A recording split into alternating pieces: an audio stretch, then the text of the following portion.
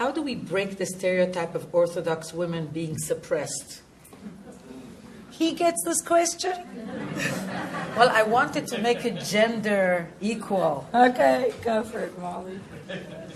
So I do have a graduate school background in gender theory. There you go. And you are a man. No, I do, yes. I've actually spoken at women's studies departments around the country at universities.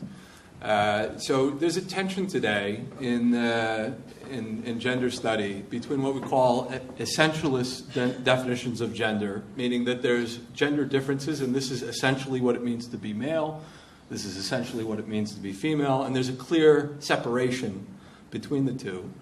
And another view, a counter view to that, which is non-essentialistic definitions of gender, which are more like transgendered concepts. It sort of blurs the boundary.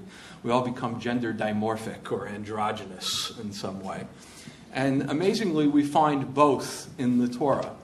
Halakha, Jewish law, tends to emphasize performance that highlights essentialist gender differences. That's why we have like a mechitza, a separation in the synagogue, because it's highlighting that there are these distinctions. However, when you learn the inner dimensions of the Torah, everything blurs, because everyone on the deepest level, especially in the world of emanation, we're all masculine and feminine together.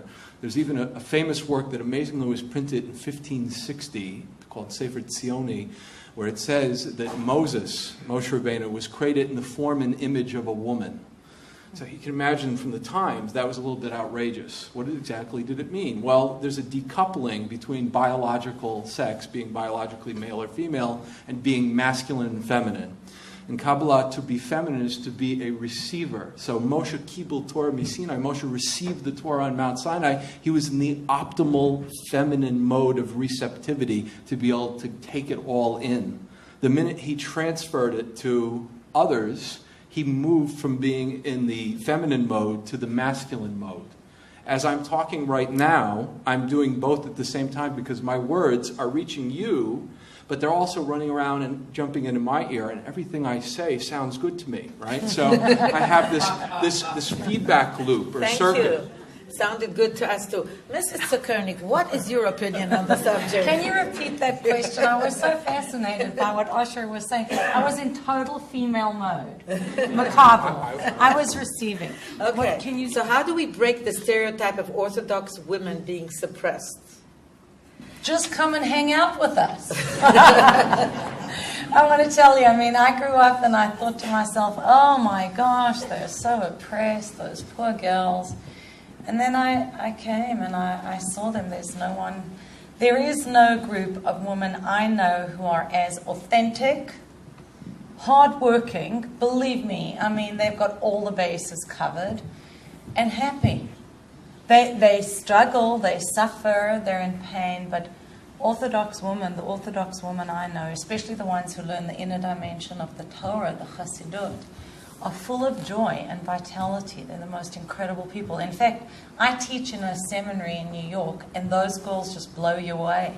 I have friends who tell me, can you find us a girl like them for my son? But, the son's still in college playing baseball. I'm like, I don't know that they're going to want each other.